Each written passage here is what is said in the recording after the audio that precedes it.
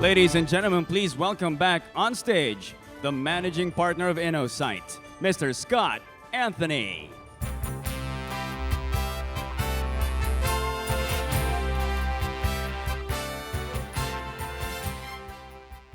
That was sad. Nobody clapped for me a second time.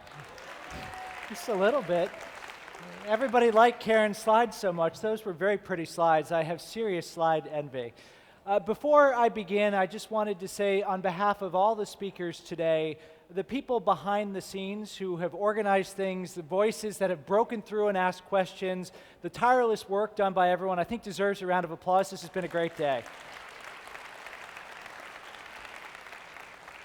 I also wanted to see if, oh man, it's not up on my screen anymore. I wanted to see if Pocholo Gonzalez is in the room.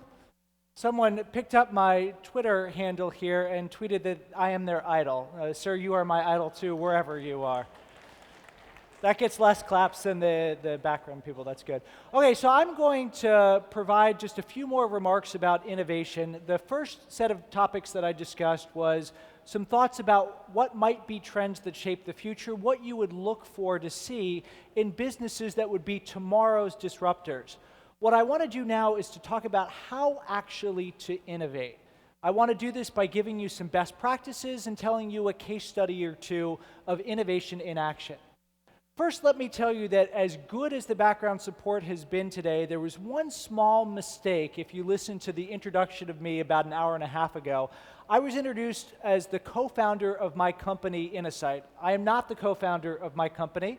When I first learned about Innosight, I was a student at the Harvard Business School. I was sitting in 2000, October of 2000, in a classroom, being taught a class by Clayton Christensen, legendary business thinker who I mentioned before. This was the first and only time the case study pictured here was ever taught. Innosight, Architects of Disruption. This described the company that Christensen co-founded with my still colleague Mark Johnson back in 2000. This described a company that bears no resemblance to the company that exists today. Today, Innosight is a global management consulting company. We've got about 100 people across the United States, Europe, and Singapore, where I have been based since 2010, with a venture capital arm in Singapore as well. This case study described a software company. This is the first website for Innosight pictured here. The idea here was Innosight was going to take Clayton Christensen's great big academic brain and put it in a box and turn it into a software program. I remember distinctly reading through this case study and having it taught to me and going home and saying to my then girlfriend, now wife, this is a pretty interesting guy, this is a pretty smart guy, but this is a really bad idea.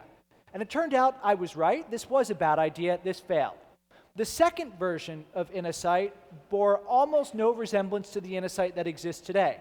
It was a conference business. The third version of Innosight bore almost no resemblance to the Innosight that existed today. It was a newsletter business. The fourth version of Innosight begins to look like the Innosight of today. Now, I've been in the field of innovation for about 15 years now. I've seen in that time hundreds, if not thousands, of ideas. I've seen ideas from great big companies. I've seen ideas from my employees. We've seen entrepreneurs pitch to our venture capital arm.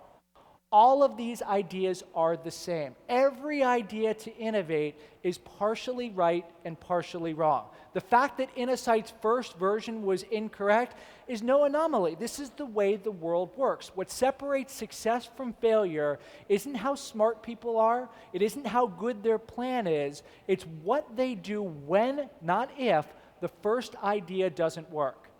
I've also learned over the last 15 years that this need not be magical, this need not be mysterious, this need not be a black art, this is a discipline. You can increase the odds of successfully innovating if you remember four faces. Here's the first one, Peter Drucker, one of the world's most famous and influential management gurus.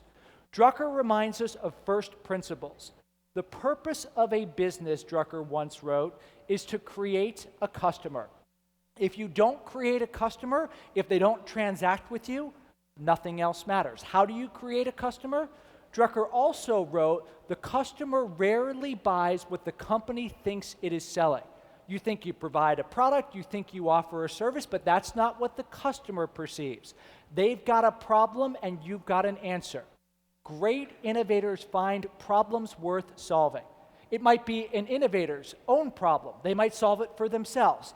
It might be that the innovator invests the time to deeply understand the target customer so they empathize with them and can anticipate what the customer can't actually articulate. Whatever it is, innovators invest the time to work on the right problems. Second phase, Pablo Picasso, the great Spanish artist, who once said, "Good artists copy, great artists steal." One of the mistakes we make when we innovate is we think we have to do something that no one in the world has ever done before. This is not true. Steve Jobs once said, if you ask a creative person how they did it, they feel a little bit guilty, because creativity is nothing more than connecting things. He was a big fan of Picasso's. What great innovators do is put themselves in the place where innovation magic always happens, the intersections.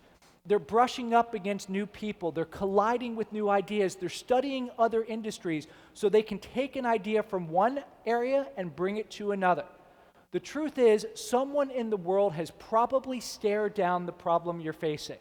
Maybe not in your company, maybe not in your country, maybe not in your category, but they're out there.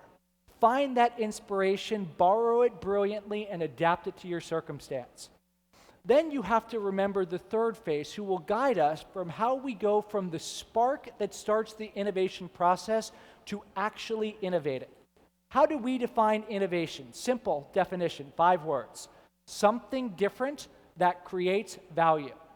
Something is intentionally vague. This isn't just technology. There are lots of ways to innovate. Different as opposed to better or a breakthrough, because sometimes the things that create value take complicated things and make them simple, take expensive things and make them affordable. The last 2 words, creation of value, are by far the most important because they separate innovation from its precursors, invention, creativity.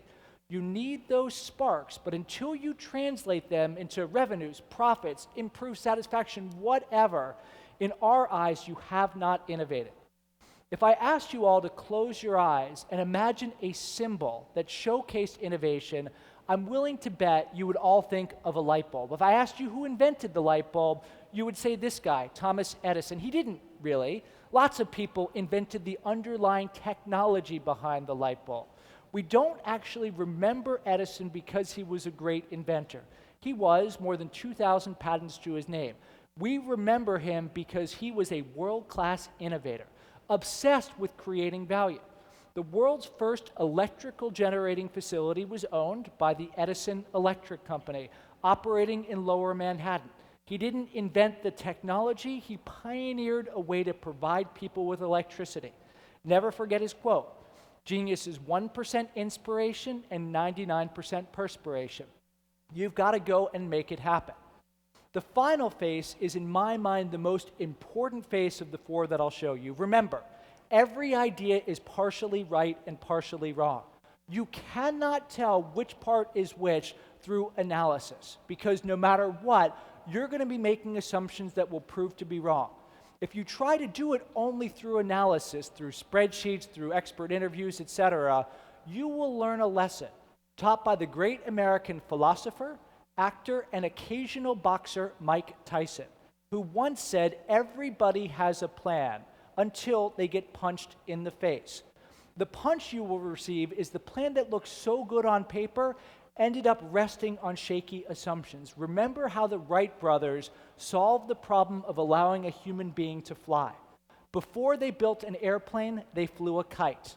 If a kite crashes, nobody gets hurt. Before they built a kite, they built a wind tunnel, a cardboard box, bicycle spoke wire, and a fan that allowed them to dramatically simplify running experiments and learning. You need to do the same thing. Let's talk about innovation in action at a relatively small business. The picture here is from 1917. This is a class from an institution in Philadelphia in the United States called the Settlement Music School. Settlement was founded in 1908. In its history, it has educated tens of thousands of young students in classical and jazz music. Illustrious alums include Kevin Bacon and Albert Einstein. If you wondered how they connected, there you go, 6-degree connection right there. In 2010, the woman pictured in black, Helen Eden, became the 6th executive director of the Settlement Music School. At the time, the school had 6 branches like the one you see pictured on the left side of the screen here.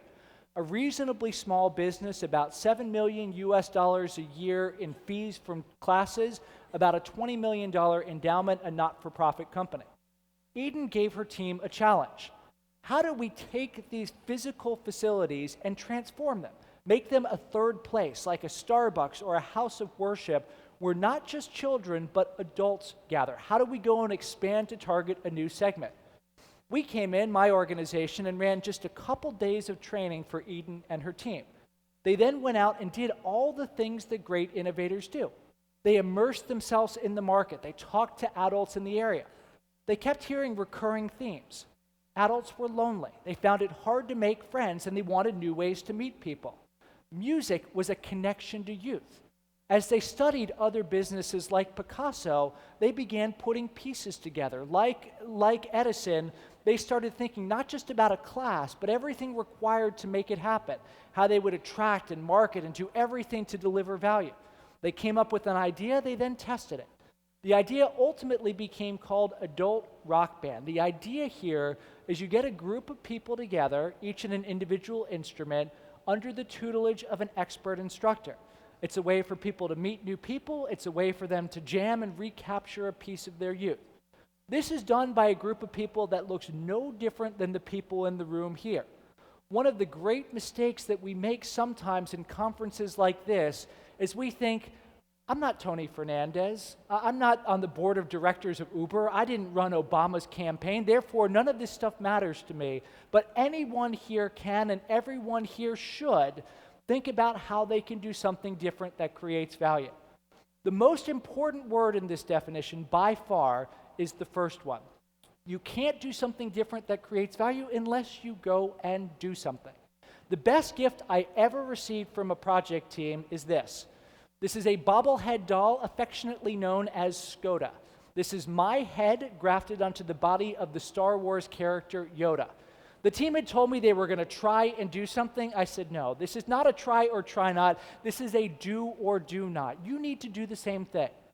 By way of metaphor, a couple years ago, my now 10-year-old boy, Charlie, announced he wanted to learn to ride a bike. What did we do next? We did not watch any YouTube videos. No PowerPoint presentations were involved. We did not discuss the theory of bike riding.